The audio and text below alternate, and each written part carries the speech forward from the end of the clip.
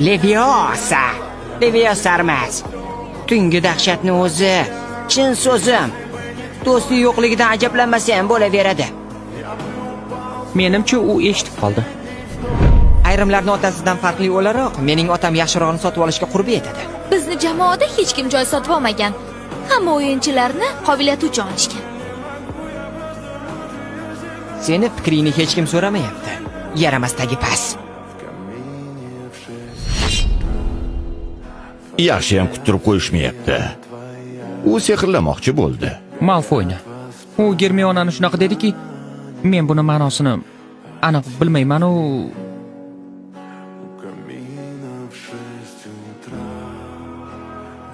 Tagi past.